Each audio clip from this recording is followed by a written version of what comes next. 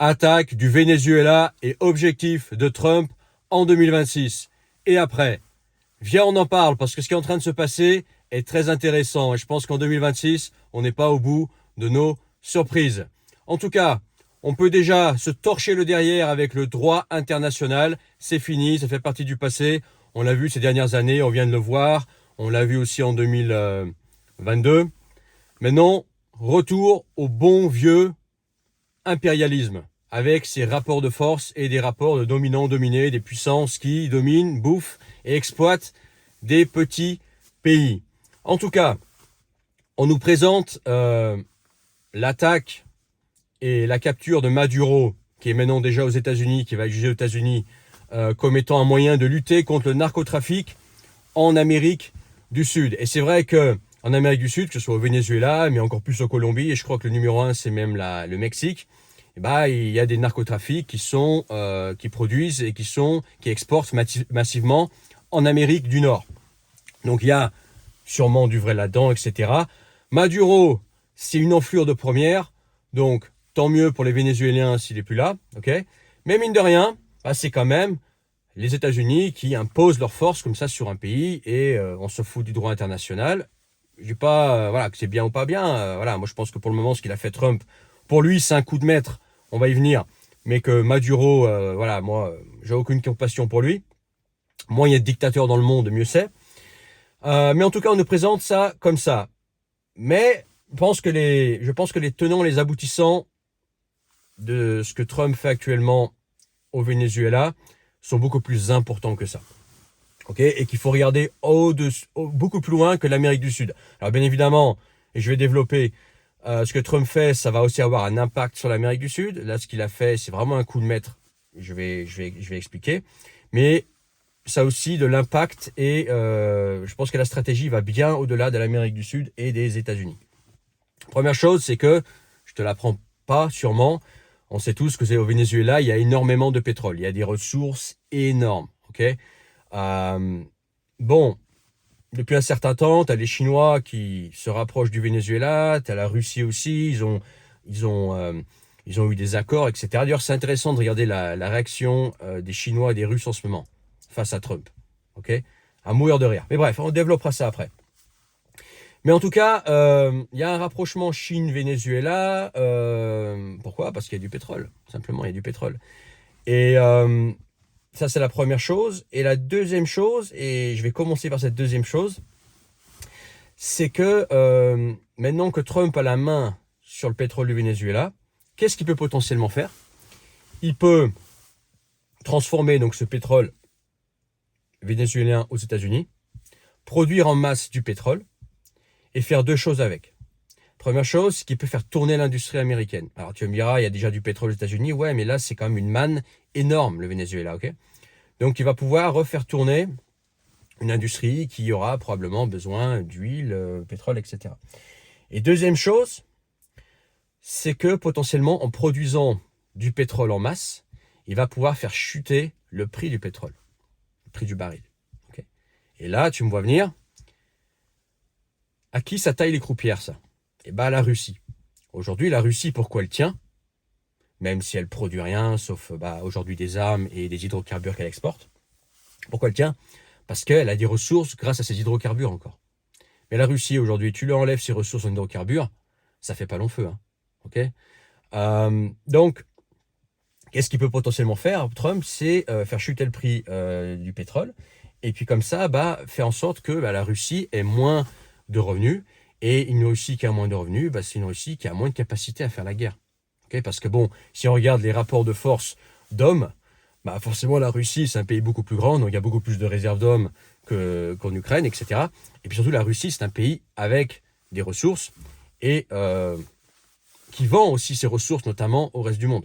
Okay, même encore à l'Europe, etc. par des moyens détournés, etc. L'Inde, etc. Mais en tout cas, ça peut être une stratégie de Trump, juste faire chuter le prix du pétrole pour que la Russie ait moins de revenus et que ça la freine dans cette guerre. Okay, ça, c'est une chose. Autre chose, je te parlais de la Chine tout à l'heure. La Chine, c'est un secret pour personne. Un jour ou l'autre, elle va envahir Taïwan. Pareil, le rapport de force, tu as vu la Chine, tu as vu Taïwan. le nombre de gens qui est en Chine continentale, le gens qui est à Taïwan. Et le Parti communiste chinois considère Taïwan comme étant à lui. Okay, donc un jour ou l'autre, ça va arriver. Ils attendent juste le bon timing pour pouvoir envahir. C'est juste que pour faire tourner une armée, c'est juste du bon sens, pas besoin d'être un spécialiste en armée, juste connaître un peu la mécanique. Et ben il faut quoi? Il faut des hydrocarbures, il faut de l'huile, il faut du gasoil, il faut du kérosène, bref, il faut du pétrole, ok? Et un moyen de rapidement accumuler du pétrole, c'est le Venezuela. Okay, donc si tu coupes tu coupes l'entrée au Venezuela aux Chinois, qu'est-ce que tu fais? Tu ralentis au moins le processus qui consiste à créer une grosse armée puissante, etc. et l'avoir prête pour pouvoir envahir l'Ukraine. Donc au moins en faisant ça, potentiellement, ce qu'il peut faire, c'est qu'il peut ralentir au moins la date. Il peut ralentir l'invasion de l'Ukraine, de Taïwan, de l'Ukraine 2.0, appelée Taïwan. Ok, donc il peut faire ça aussi. Freiner la Chine dans sa course à l'armement. Parce que pour ça, il faut beaucoup de pétrole. Oui, il y a la Russie aussi, mais si tu veux faire ça rapidement, c'est bien d'avoir plusieurs sources. Okay, donc ça, c'est aussi quelque chose que je vois et qui, à mon avis, fait partie du lot. Okay, les Chinois là-bas à Panama, tu as vu, ils y sont. Ça plaît pas trop à Trump. S'il peut leur couper un petit peu leurs ambitions, ça lui ferait pas de mal. Parce que maintenant, on est dans le rapport de force. Un rapport de force, c'est 3 gros pays, notamment États-Unis, Russie, Chine. Okay, États-Unis numéro 1. On voit maintenant que les États-Unis, c'est la grande puissance mondiale encore aujourd'hui. Là, Trump, il a attaqué le Venezuela, il a kidnappé le dictateur vénézuélien, il a extradé aux États-Unis pour le juger là-bas. Il n'y a personne qui a bronché. Hein. Les Russes, ils ont fait en mode ouais, c'est pas bien, hein, il faut le libérer. Ouais, mais après, tu fais quoi? T'envoies tes avions, t'attaques Trump? Non. Les Chinois, pareil. Oh, c'est pas bien. Hein. Ouais, mais entre-temps, tu fais quoi? Rien. C'est en mode, tu vois, je suis le Venezuela et marche blanche avec des fleurs. Hein. C'est tout. Hein. Donc on voit que la grosse puissance américaine reste la grosse puissance américaine. En deuxième position, tu as la Chine et puis ensuite tu as la Russie, quoi. Tu vois. Mais en gros, c'est ça. Ça aussi, c'est quelque chose dont il faut tenir compte. Et puis aussi, évidemment, c'est qu'en faisant ça, le monde regarde faire. Le monde regarde faire, nous on regarde faire, les autres grands pays regardent faire, les petits pays surtout regardent faire, et ils se disent quoi? Bon, si Trump peut faire ça, qu'est-ce qui l'empêcherait de faire la même chose en Colombie, au Mexique, en Iran?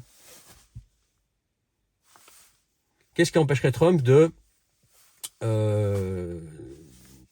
mener une opération militaire spéciale? Parce que pour le coup, ce qu'il a fait, Trump, c'est une opération militaire spéciale.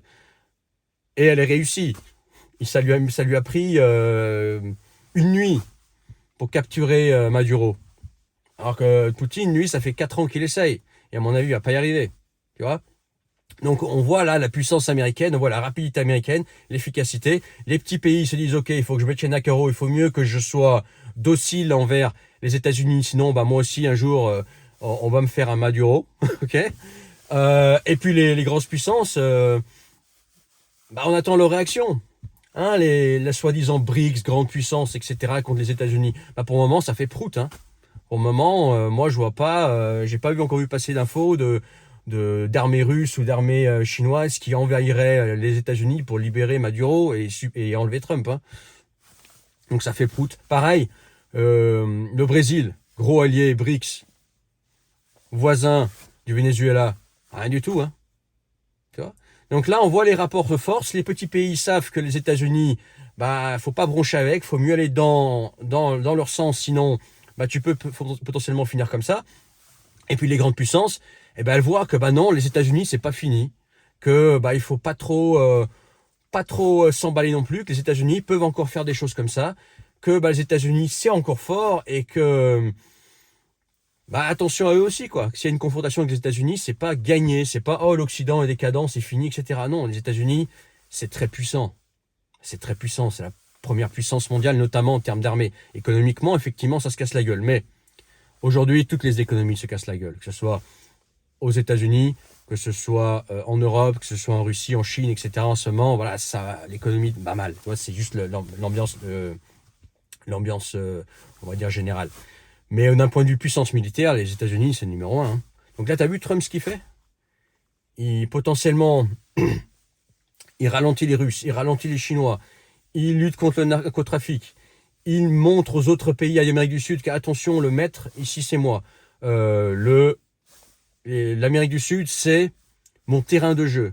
Ok, c'est pas à vous de décider, c'est moi qui décide, etc.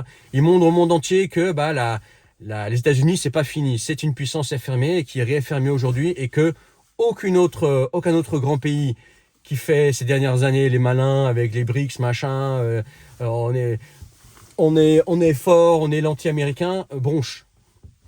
Donc c'est une super opération pour lui. Et là, il se fait sa pub. Regardez, on a vu ce que je sais faire, etc.